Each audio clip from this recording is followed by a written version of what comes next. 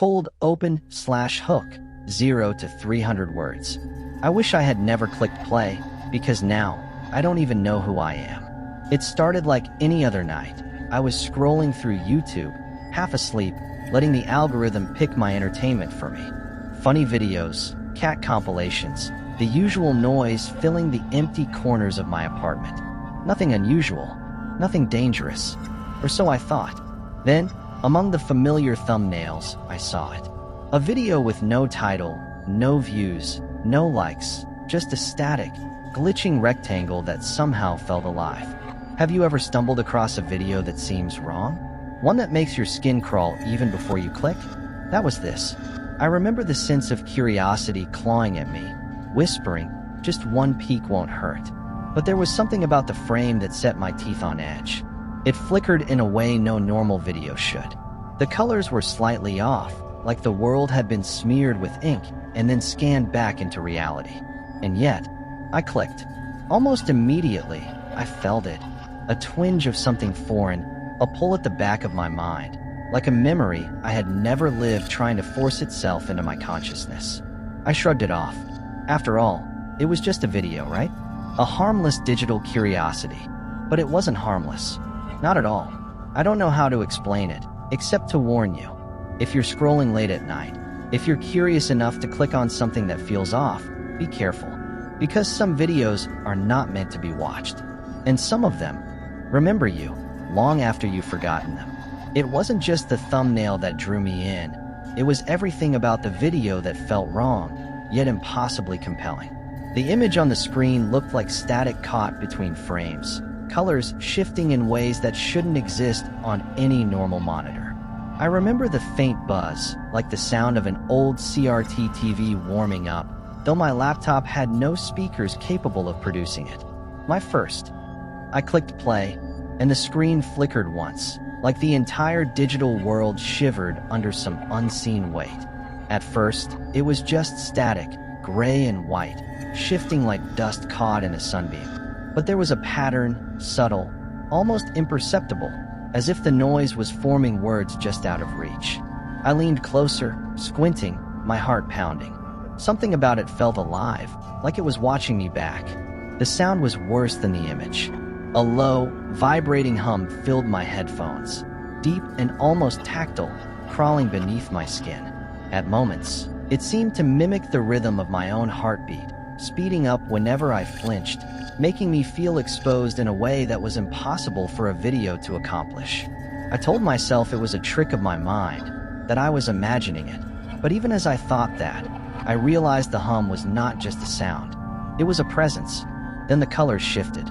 Not in the way a glitch normally shifts, a subtle tint of green or red, but unnaturally, as though the pixels themselves had become fluid, bending and stretching reality. Faces, or what I think were faces, flashed behind the static, blurred, featureless, yet familiar. One of them made me freeze. It had my eyes, my own face, or something terrifyingly close to it, staring back at me. I jerked back, convinced I had imagined it, yet the pulse of recognition lingered. I tried to look away. I truly did. I clicked the pause button. Nothing. The video played anyway. I slid my cursor over the screen, tried to alt-tab, anything to escape the pull, but the image remained, flickering, insistently drawing me back. And then I saw it. A single frame, lasting barely a second, showing my apartment. My desk, my chair, the exact arrangement of objects, down to the small stack of notebooks I had left lying there. My blood ran cold. How could this be? The video had somehow known me. My hands shook, but I couldn't stop watching. Each flicker, each distortion, seemed deliberate, personal. Whispers threaded through the static, low and garbled, almost forming words I recognized from my own thoughts. Names, memories I hadn't thought about in years, things I never told anyone, flashed and twisted across the screen. It felt like the video was reaching into me, picking at my mind, and I couldn't escape it even if I tried. Time warped. I have no idea how long I sat there, mesmerized, horrified. Minutes might have been hours. Every attempt to close my laptop, to shut it off, was met with some subtle resistance. The screen would flare to life again, The image is sharper, more intimate, more invasive. I realized with a sinking dread that I wasn't just watching the video. It was watching me, learning me, remembering me in ways I didn't want it to. By the end, when the screen finally went black, finally, I thought, I felt hollow. The world seemed thinner, muted, like a veil had been lifted and something essential had been drained. I knew, instinctively, that this wasn't the end. The video had already started its work, leaving a mark I could not yet see, but would soon feel in ways I could not comprehend. I shut my laptop and tried to convince myself it was just a disturbing clip, some elaborate prank. But the silence of my room felt heavier, charged, almost aware. Something had changed. Something inside me, and perhaps outside of me, had shifted. And I knew, even then, with a growing, dreadful certainty, I had crossed a line, and there was no turning back. The first few hours after watching the video, I thought I was just exhausted. Maybe it was the late hour, maybe the unnerving imagery, maybe the creeping sense that my mind had been tugged at in ways I couldn't yet understand. I tried to brush it off, poured myself a glass of water, and told myself that everything would feel normal after a good night's sleep. But nothing felt normal. By the next morning, subtle cracks had started to appear. I walked into my kitchen and didn't recognize the placement of the coffee mugs, the fridge magnets I swore I'd arranged a week ago. I shrugged it off at first, small forgetfulness, maybe. But then, my phone buzzed with notifications from friends asking if I was okay. Texts like, "You acted weird last night. Are you feeling alright?" Or, "You didn't answer your phone all evening, something's off." The messages made no sense. I hadn't remembered ignoring anyone. I stared at them, confusion gnawing at me, and typed back, "I'm fine, just tired," though deep down I wasn't sure I was. When I saw my friend Alex later that day, he stopped mid-sentence, eyebrows drawn together. "You're different," he said. "I don't know how to explain it, but you're not yourself. Did something happen last night?" "I don't know," I murmured. "I just watched some weird video online. That's all." I didn't mention the part about how it had shown my apartment, my memories, even me, because if I admitted that, I wasn't sure I'd be able to make sense of it myself. Even stranger things started happening. Objects in my apartment shifted places overnight. Notes I had written, reminders I'd left for myself, vanished, or sometimes appeared where I didn't remember leaving them. Doors I swore I had locked were ajar. The world around me felt thinner somehow, as if reality itself had been subtly warped while I slept. I questioned my sanity, but every anomaly felt deliberate, targeted. The video had left fingerprints all over my life. Desperate for answers, I started searching online, scouring forums, obscure Reddit threads, and archived sites for anyone who might have experienced the same thing. At first, it seemed like no one had, until I found tiny traces, cryptic posts with vague confessions, like, "I watched it. I can't remember how I got here." Or, "I try to warn people, but it's like my mind blanks out when I type." The users were anonymous. Accounts that disappeared after a single post, yet their fear was palpable. It was then I realized I was not alone. Others had seen the same video. Others had been affected in ways they couldn't fully explain. A cold shiver ran down my spine as I read one post describing something almost exactly like my experience. Misplaced memories, sudden gaps in knowledge, distorted perceptions of familiar places. The account ended with a warning. Do not look for it. It will find you before you find it. My stomach twisted. It was one thing to experience this alone. It was something else entirely to realize this was a pattern, an organized chaos, a network of digital victims quietly disappearing into their own minds. I began noticing the subtler consequences throughout the day. When my roommate came home, he frowned at me. "Are you remembering everything today? You seemed off this morning." I tried to laugh, but it sounded hollow. My thoughts felt fragmented. Familiar words and phrases I should have recalled slipped from my mind mid-sentence. I'd start telling a story and suddenly forget the middle, only to finish with a fragment that made no sense. The edges of reality itself seemed to wobble, and I could sense the faint, persistent pulse of the video lurking at the periphery of my perception, like a shadow that never fully detaches. Worse, I began to experience fleeting moments that felt like memories that weren't mine. Faces of strangers, events I never lived, snippets of conversations I didn't have, each one seeming both impossibly vivid and utterly alien. It was as if the video had begun to stitch itself into my consciousness, rewriting the fabric of my mind in slow, almost imperceptible increments. And yet, the most unnerving realization came when I considered the community of hidden viewers. If others had seen it, why weren't they talking about it? Perhaps, I thought, fear keeps them silent. Or perhaps the video doesn't just erase memory, it erases the will to speak. I felt the edges of that dread pressing around me. I had glimpsed the first layer of a much larger web, a network of hidden, digital horrors, each victim quietly tethered to something I couldn't yet comprehend. By evening, I stopped trying to recall everything. I started keeping notes, short, jagged scribbles in a notebook I barely trusted to contain the truth. The words themselves felt fragile, like the act of writing might summon the memory back, and then, just as quickly, let it slip away again. And in that moment, I understood that whatever the video was doing, it wasn't finished with me. It was only beginning. By the third day, I knew I couldn't just wait for things to return to normal. Something about that video had taken root in my mind, and ignoring it wasn't an option. I needed answers, or at least, I needed to convince myself that answers existed somewhere.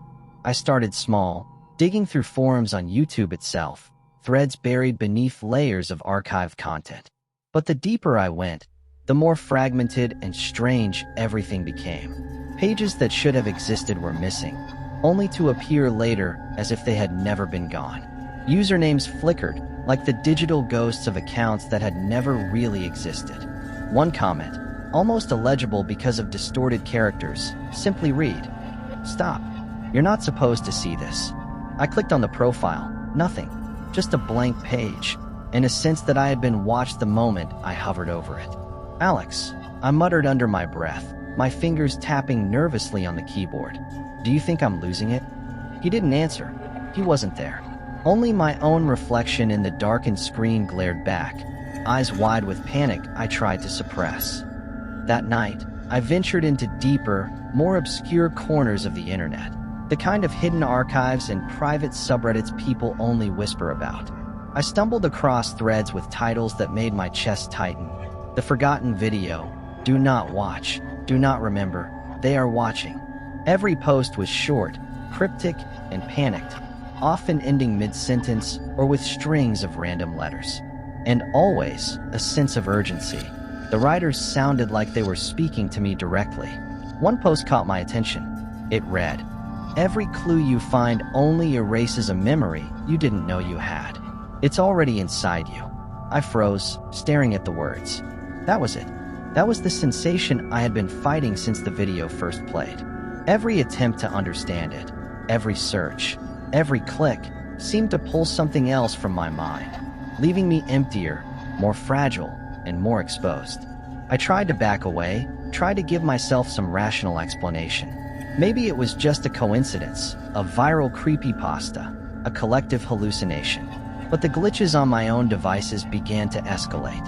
My laptop would flicker in the corners of my vision, screens I hadn't opened would appear briefly, and files I swore I had saved would vanish or corrupt themselves. And then there were the messages. Anonymous, nonsensical emails appearing in my inbox, often with attachments I dared not open. One simply contained an image of my apartment, taken from an angle I had never shown anyone. I remember whispering to myself as I scrolled, "This isn't real. None of this is real." Yet I couldn't stop. The curiosity, the pull, was overwhelming. Each discovery offered a fleeting sense of understanding, only to dissolve into something far more sinister. A pattern emerged, but not one I could comprehend fully, like a puzzle whose pieces changed shape the moment I tried to place them. At one point, I encountered a user on a shadowed forum, the only one willing to respond to my messages. They typed, "You're already too deep. The video remembers you. Don't try to fight it. You won't win." Their words sent chills down my spine. I demanded to know who they were, why they were warning me, and how they knew I had watched the video. They vanished before replying again. leaving me staring at an empty message box and a sickening sense that I had been tricked into exposing myself further. The deeper I dug, the more episodic the terror became. Each clue I found seemed like a breakthrough, and each breakthrough carried immediate consequences. Files disappeared, memories blurred, my own reflections in mirrors flickered with subtle differences. I caught glimpses of things I shouldn't have seen. A shadow moving across the room when no one was there. A face that was mine, but not mine, staring from the corner of my eye. I began recording everything, desperate to keep a trace of my sanity. Notes, screenshots, timestamps, anything that might serve as evidence of what I was experiencing. But even these were unreliable.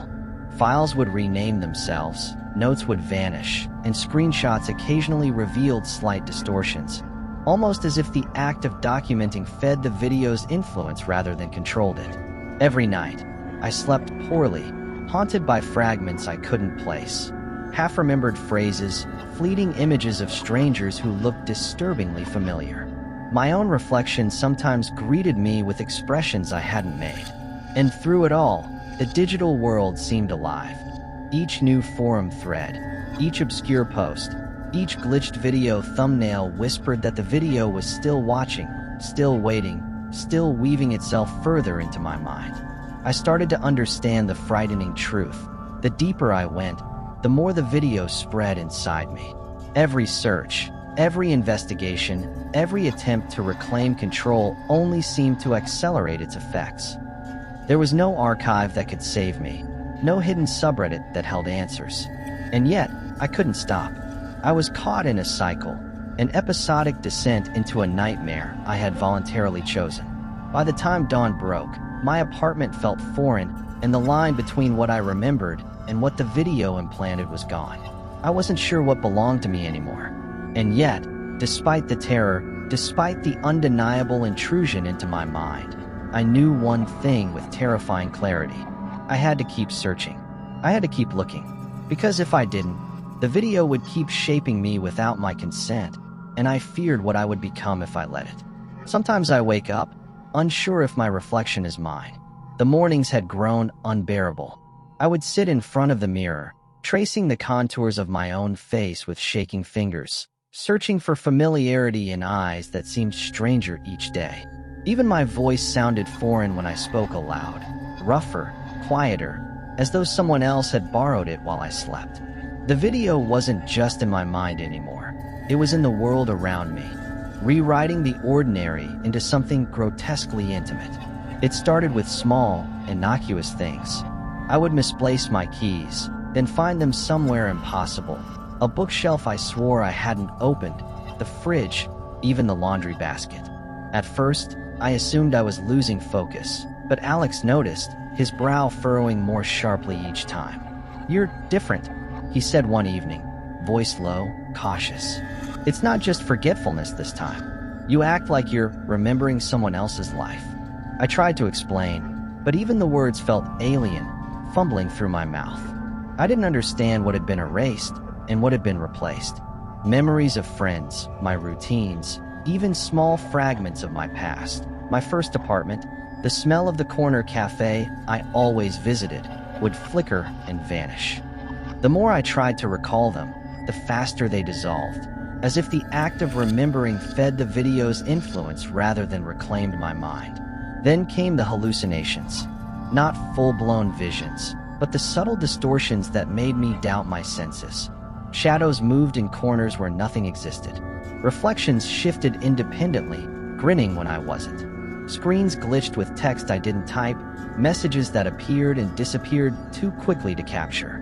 Once, I swore I saw my own face on a passerby in the street, turning to smile at me, familiar and wrong at once. My laptop became the epicenter of chaos. Files I didn't remember creating would appear. Images of places I had never been, scribbled notes in my own handwriting that described events I couldn't place. One folder contained screenshots of my desktop, but in each, subtle anomalies. The icons slightly misaligned, wallpaper glitched with flickering shadows, every image overlaid with static that seemed almost sentient. I hesitated to open them, but my curiosity was relentless. dragging me forward even as panic clawed at my chest. I began revisiting old creepypasta threads, haunted by memories of similar cursed video tales, nods to past stories I had read and dismissed as fiction. The Russian sleep experiment, the backrooms, lost episodes of children's shows that warped minds. All of it felt like preparation for what I was now living. The meta-nods I once found amusing now carried weight. They were warnings, hidden in plain sight, and I had ignored them. Every forum post I read whispered in unison, "Don't let it find you. Don't watch it too long." Conversations with friends became perilous. I spoke, and they hesitated, confusion etching their features. "Do you remember telling me about the trip last month?" I asked one night. Silence. Alex blinked, shaking his head. "I don't think that happened." My stomach sank. Memories I had lived, shared, experienced, erased or replaced. I felt like a stranger in my own life, watching my past dissolve into fragments I could neither grasp nor trust. The video's effects were episodic, building with cruel rhythm. One morning, I opened my laptop and found the wallpaper replaced with a frame from the cursed video, a shot of my apartment, static fuzz overlaying every corner. A whisper hissed through my headphones, barely audible, repeating my name over and over, a sound that was not in the recording but in my skull. My heartbeat raced. I tried to close the laptop. It wouldn't respond. Then, slowly, the screen faded to black, but not before a single line appeared in glowing text. "We know you." Hallucinations grew worse. I would glimpse people I recognized in fleeting shadows, sometimes in impossible places, across the street, in my bedroom doorway. But when I tried to reach them, they vanished. One night, I saw a version of myself sitting across from me at the kitchen table, expression blank, eyes dark, mouthing words I couldn't hear. My own reflection had become an intruder, a reminder of the fissures the video had carved into my mind. Even digital content betrayed me. Comments I left on old videos would twist into warnings I didn't write. Random browser tabs opened by themselves, each leading to forums I had never discovered before, filled with cryptic posts from users whose identities seemed impossibly familiar, like they were mirrors of my own thoughts, accounts that might as well have been extensions of my fractured mind. Every attempt to close or ignore them failed. They always returned, insistent, demanding attention. I became paranoid. Every device, every screen, every digital surface felt like a potential gateway for the video's influence. I stopped leaving my apartment, terrified of what I might see reflected in store windows or passing cars. Shadows in my room elongated unnaturally. Doors I knew led to one space seemed to open into another. My own voice startled me in recordings I played back, pitch shifted, warped, and layered with whispers I couldn't identify. Yet, in moments of clarity, fragments of the person I once was surfaced. I would recall a friend's laugh, a favorite song, the taste of coffee in the morning. But they were always incomplete, distorted by the video's invasive logic. My mind became a patchwork of reality and hallucination, my identity slipping through the cracks. I tried to reach out online, to warn others, to find anyone who could confirm I wasn't imagining this. The responses were rare and vague, users appearing and disappearing mid-thread, posting half-formed confessions and disappearing as if they'd never existed. The creeping realization settled in. Not only was the video erasing memory, it was isolating its victims, ensuring none could fully testify or escape. Every day, every hour, my grasp on life's ordinary rhythms weakened. I lived in a heightened tension, aware of the fissures beneath my reality, the lurking presence that waited to exploit every glance, every thought, every blink. Sometimes, I would catch a flicker of myself in a reflective surface and freeze, convinced the person staring back was a stranger. Sometimes, I would feel certain I had forgotten something crucial, an address, a face, a conversation, only to realize the video had deliberately removed it. By the time the week had passed, the ordinary had vanished. My apartment, my friends, my own mind, they all existed in a fragile limbo between familiarity and the impossible distortions of the video's influence. And yet, No matter how surreal it became, no matter how terrifying, I was compelled to keep watching, to keep observing, to keep tracing its effects. I couldn't stop, because deep down, I knew that if I looked away completely, I would be swallowed entirely, consumed by the very thing I had chosen to engage with. By the time I reached the 7th day, I understood, truly understood, that nothing would ever be the same. The video had gone beyond curiosity, beyond influence. It had become a parasite, feeding on my memories, twisting reality around me, reshaping the world to suit its purpose. I could no longer trust my own mind, my own senses. Even as I breathed, I felt its presence, insistent and omnipresent, like a shadow I could not escape. It started with the mirror. I looked into it one evening, desperate for some anchor to reality, and froze. My reflection smiled first, and only afterward did I realize I wasn't smiling. Panic flared in my chest. My heart pounded in a rhythm not my own, echoing the low, vibrating hum that had first whispered through my headphones during the initial viewing. The sound wasn't coming from the speakers anymore. It was inside me.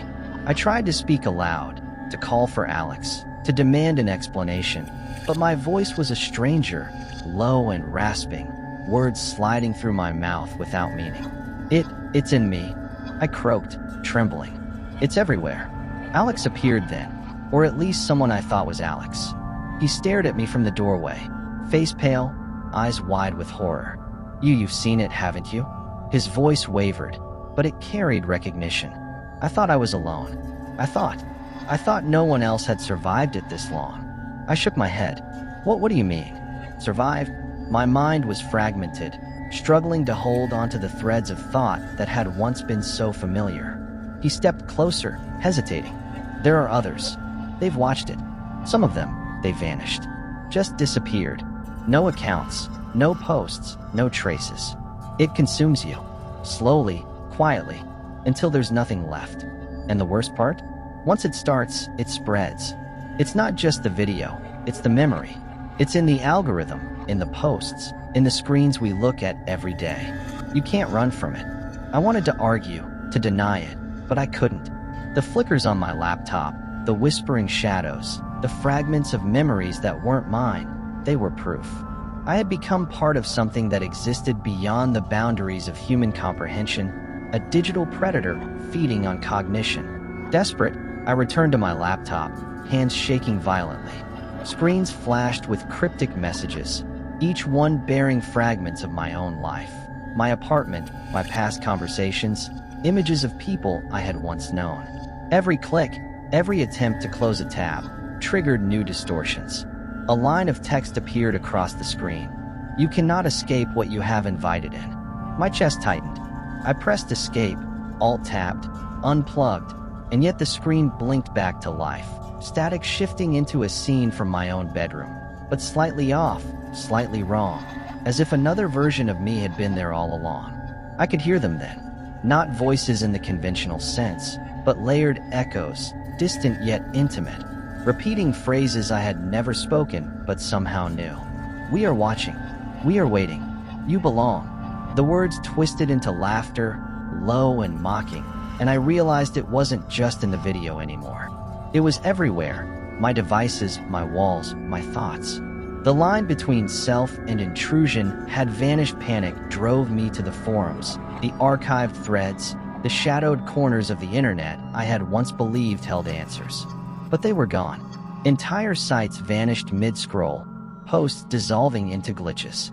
One user remained for a brief moment, username flickering. You can't tell them, they won't understand.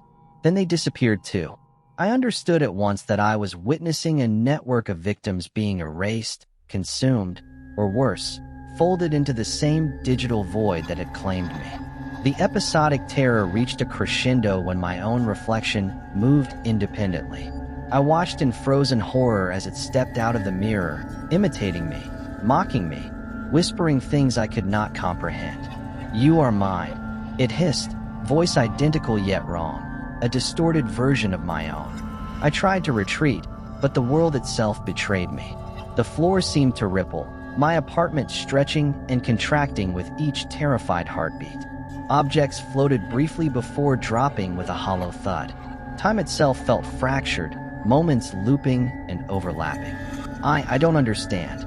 I screamed, voice cracking. Why me? Why now? The reflection tilted its head, smiling with impossible patience. Because you watched. Because you saw. Because we always find the curious. You think it is choice, but it was inevitability. You cannot unsee. You cannot unlive what has been planted inside you. And then I noticed the subtle evidence of others. Through the distortions, in the corner of a flickering monitor, faces emerged, glimpses of those who had vanished, woven into the static, silent witnesses to my unraveling.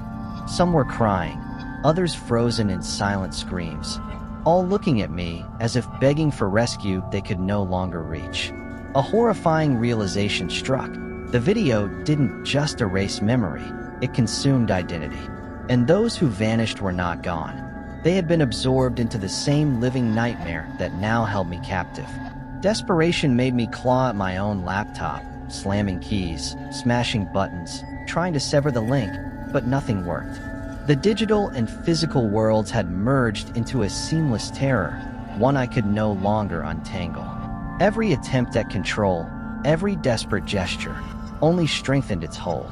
Alex, or the figure I still clung to as him, backed away slowly. "You have to accept it," he said softly. "There's no undoing, no escape, only survival in fragments. And even that is temporary." I sank to the floor, trembling. Images, voices, flickers of memories not my own, they crashed over me in waves. The realization settled like lead in my stomach. The video had won. Not just over me, but over anyone who had dared to watch it. And the terror was contagious. Those who stumbled upon it next would unknowingly join the cycle. And in that moment, I understood the true horror. The video never ended. It waited, patient and omniscient, for the curious, for the reckless, for anyone foolish enough to click.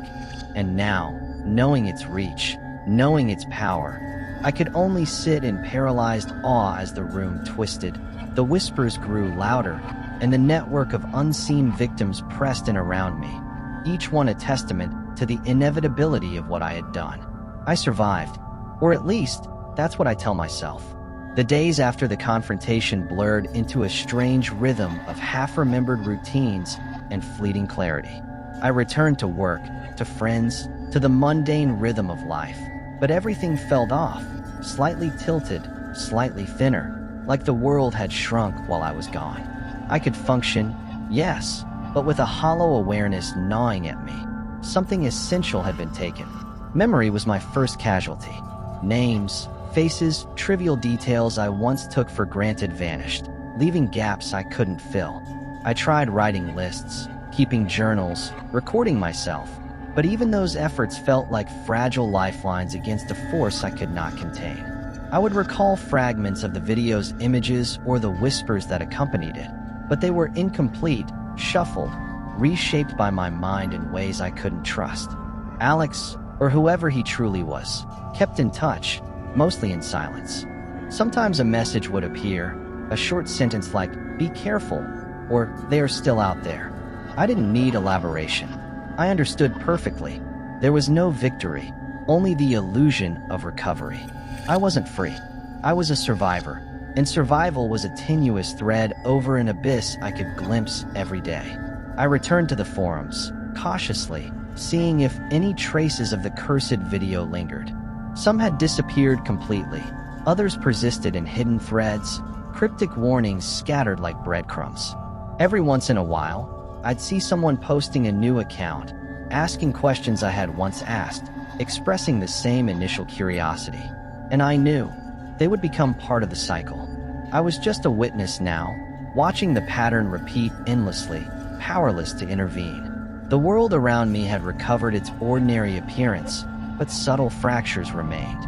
Reflections occasionally betrayed a flicker of something unfamiliar, shadows stretched where they shouldn't, and every notification, every unexpected alert, made my stomach tighten. I sometimes imagined the video was still out there, waiting, patient, for the next person to click, to invite it in, to feed it further. I don't know how much of me remains unclaimed. Bits of my memory have returned, fragmented and unreliable. I know who I am, but only just. The lines between identity, experience, and influence have blurred irreversibly. Every day, I remind myself of the boundaries of what I can trust, and every day, a part of me fears that I have already lost more than I realize. And if you ever see a video titled like that, no title, no views, nothing but a glitching rectangle on your screen, don't click it. Resist the temptation. Curiosity is a currency you cannot reclaim once spent. There are traces of the video scattered across the web, in corners that algorithms alone cannot reach. And if you think it's just a story, think again. I am living proof that some digital horrors are not fiction. They are waiting. I share this not only as a warning, but as a confession. Some of you may have already seen it, felt its pull, or even forgotten you did. Others may encounter it for the first time, drawn in by whispers, rumors, or random recommendations. If that happens, remember, the choice you make in the first moment, the impulse to click, will define whether you remain whole or join the silent, digital chorus of those who vanished before you. There is a lingering dread that I cannot shake. I know the video still exists somewhere, encoded in the deep folds of the internet, patient, selective, and precise. Others have already succumbed, and yet, the world continues, indifferent, unaware, scrolling casually past thumbnails, unaware that a single click can reshape a life irrevocably. I leave this story here, as a record, as evidence, as a plea. Speculate, theorize, discuss, but do not seek it out. It is better that it remains a shadow at the edge of awareness than a presence inside your mind. I have survived, but survival is not victory. I carry the memory of what was taken and what could return at any moment. And as you read this, you are a witness, and perhaps, unknowingly, the next participant in a chain that never ends. Remember the pull of curiosity. Remember the unknown lurking in a simple play button. And above all, remember this. The video is patient, and it remembers you even if you do not remember it. Even now, weeks later, I can feel it lingering at the edges of my mind. I can't explain why, but there are moments when a fleeting image appears, a flicker of static in a corner of my vision, and my pulse quickens. Sometimes it's just a trick of the light, I tell myself. Sometimes it's a memory, or a memory that isn't mine. Either way, I can't shake the certainty that the video isn't gone. Not really. I've stopped seeking it out, but I know it still waits. Somewhere on the web, hidden in plain sight, patiently waiting for someone curious enough, or careless enough, to click play. And I wonder, who will find it next? Who will be the next to see a fleeting frame of themselves in static? Who will realize, too late, that the world they thought they knew is just a thin veneer for something darker, older, and far more invasive? It's a strange kind of dark humor, I suppose, to survive something like this and realize that, in a way, you're still part of it. Every notification, every glitching thumbnail, every fleeting sensation of déjà vu is a reminder. Curiosity is a dangerous companion, and knowledge is never free. I find myself laughing quietly sometimes, a hollow, ironic laugh, at the absurdity of it all. And then the unease creeps back, sharper each time. I can tell you this much, the story doesn't truly end here. Others exist out there, others who have seen it, who have felt the same pull, who now wander through life with pieces of their memories stripped away, unknowingly stitched into the same invisible web that entangled me. They won't speak. They may never speak. But they are real, and they are proof that this is no simple internet rumor. So, if you've made it this far, reading this story, there's a question you need to ask yourself. Are you curious enough to search for it? Are you tempted to see what lies beyond the pixels, to find the video that erases more than just time? I won't tell you to look, it's better that you don't. But I also can't lie. The pull, the curiosity, the subtle whisper at the edge of your awareness, that's part of the game. That's why it exists. I leave you with a warning, a challenge, and a thought. Pay attention to the small anomalies, the glitching thumbnails, the hidden corners of the web. Think twice before clicking anything that seems off. Talk about it, theorize in the comments, speculate with friends, but do not seek it out. Curiosity is currency, and the price is far higher than you imagine. And remember, the world may look ordinary, your life may seem unchanged, but something else is always watching. Something patient, something deliberate. And who knows, maybe, if you're unlucky, you'll be the next person to see a screen flicker with static and a fleeting glimpse of yourself. And I wonder, quietly, cynically, who will find it next?